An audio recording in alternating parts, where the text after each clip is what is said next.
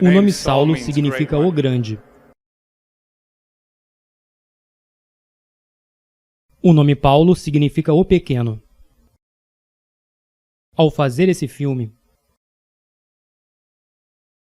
aprendi a mudar uma pequena e minúscula letra, para que possamos nos tornar grandes aos olhos de Deus. Mas isso exige que sejamos pequenos. Se quisermos ser grandes. Esse é o caminho dos santos. Esse é o caminho do sagrado. E é assim que Saulo se tornou São Paulo. O chamado vem quando menos esperamos. Eu me lembro do meu chamado vividamente. Eu tive a seguinte experiência. Aos 19 anos, eu estava num cinema na minha cidade em Mount Vernon, Washington. O filme acabou e lá na escuridão, com a minha única companheira, minha bola de basquete, na poltrona ao lado, eu tive uma sensação no coração. Me fez pensar que eu deveria ser um ator. Que foi para isso que Deus me criou. Que era isso que Ele queria de mim. Sim. Minha sensibilidade racional interferiu. Eu não sabia nada sobre atuar, sem agente, sem empresário. Eu não consigo decorar os textos. Ainda assim, uma inspiração veio. Eu tinha um chamado. Mais à frente, na primavera de 2000, me foi oferecido o papel de Edmund Dantes no Conde de Monte Cristo. Foi uma nova adaptação do clássico Dumas. Um período muito estressante. Pela primeira vez na vida eu senti o que é ser um ator principal.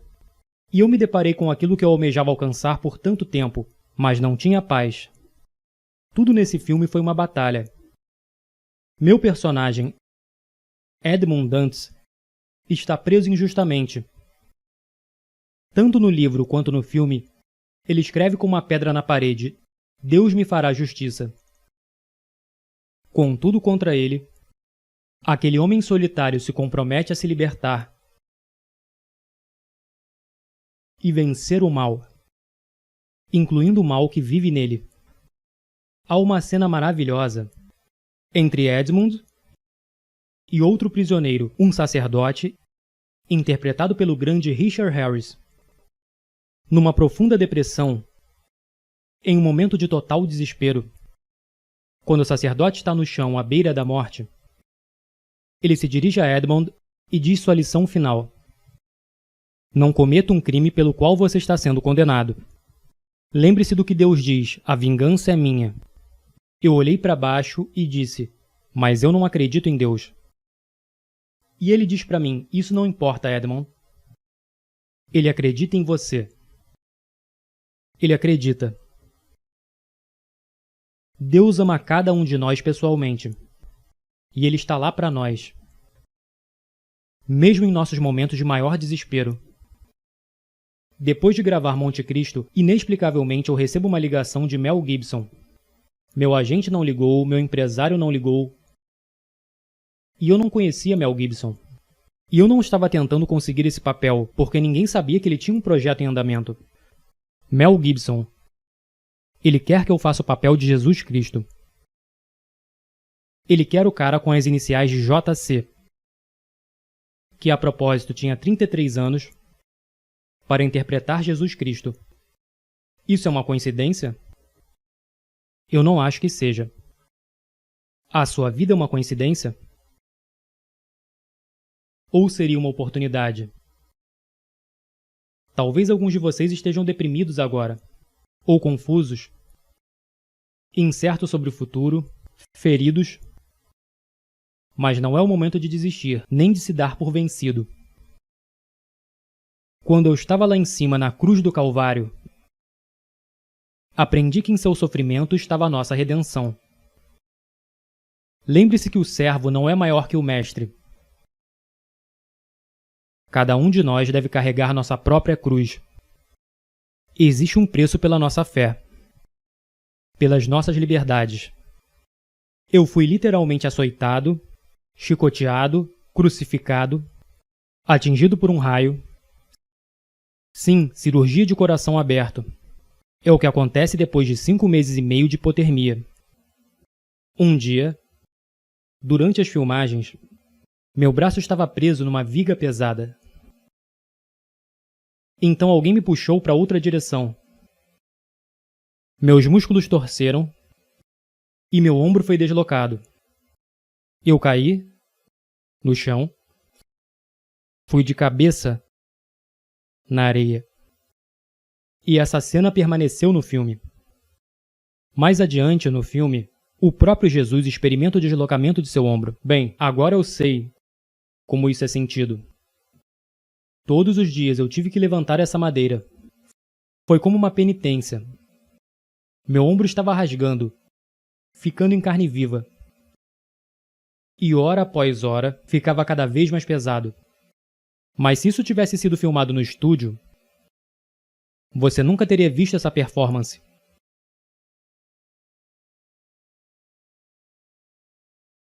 Esse sofrimento fez a minha performance. Assim como o sofrimento faz as nossas vidas.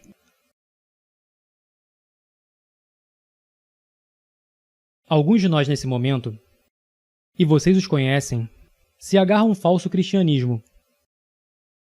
De palavras bonitas, eu chamo isso de Jesus feliz e a glória. Pessoal, houve muita dor e sofrimento antes da ressurreição. E a sua caminhada não será diferente.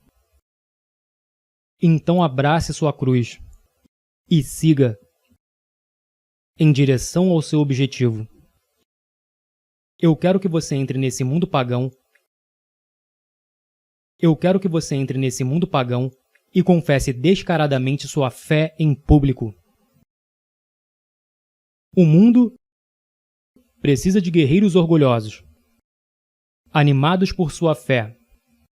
Guerreiros como São Paulo e São Lucas, que arriscam seus nomes e suas reputações para levar sua fé, seu amor por Jesus ao mundo.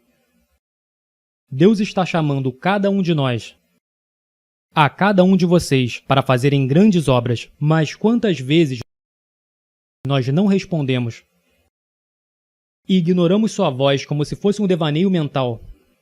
É hora da nossa geração aceitar o chamado, ao chamado de Deus, que exorta todos nós a nos entregarmos inteiramente a Ele, para que sua mão gentil guie você em seu caminho. Mas primeiro você tem que assumir o compromisso, orar, jejuar e meditar nas Sagradas Escrituras, e se comprometer a levar os Santíssimos Sacramentos a sério. Porque vivemos em uma cultura agora que está em declínio.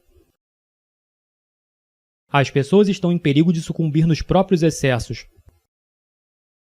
O mundo inteiro está imerso no pecado. Mas no silêncio do nosso coração, Deus está nos chamando. Está chamando a cada um de nós para nos entregarmos inteiramente a Ele. E quantas vezes o ignoramos? Ignoramos o seu doce chamado, o grande santo de Auschwitz, São Maximiliano Kolbe. Disse que a indiferença é o maior pecado do século XX.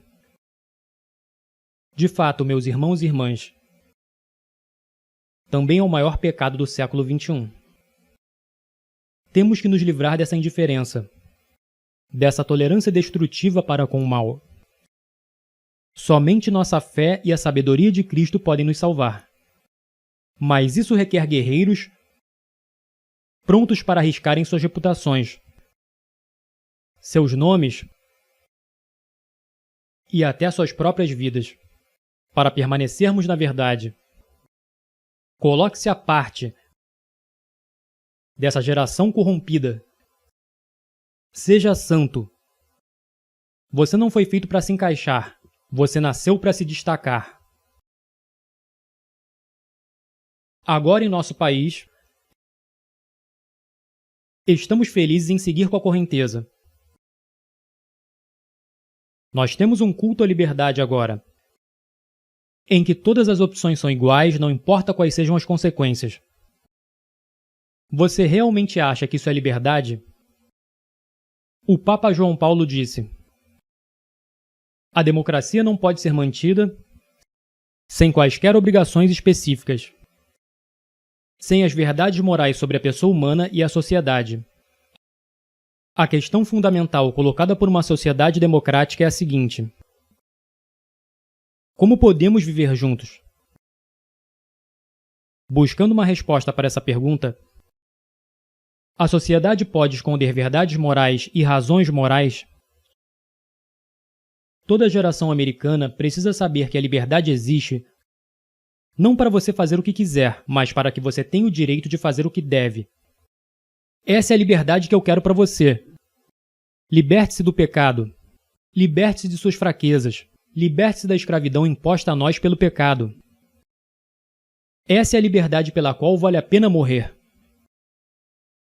Isso me lembra o que Mel Gibson disse em seu primeiro filme vencedor do Oscar, Coração Valente.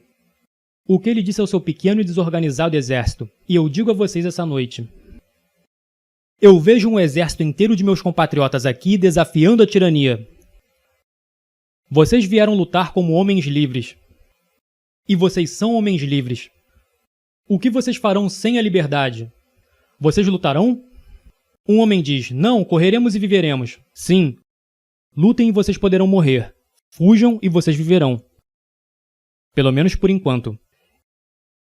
E quando estiverem morrendo em suas camas muitos anos depois, vocês almejarão negociar todos os dias, de hoje até aquele dia, pela chance, apenas uma chance, de voltar aqui e dizer a nossos inimigos que podem tirar nossas vidas, mas jamais tirarão a nossa liberdade. Todo homem morre. Nem todo homem realmente vive. Você, todos nós devemos lutar por essa liberdade autêntica e viver, meus amigos. Por Deus devemos viver, e com o Espírito Santo como seu escudo, e Cristo como sua espada. Junte-se a São Miguel e todos os seus anjos.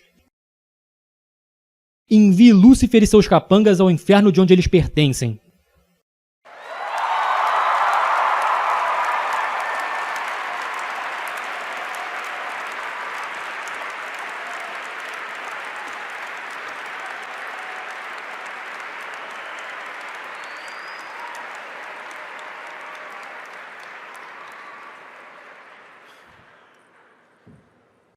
Saulo significa o grande.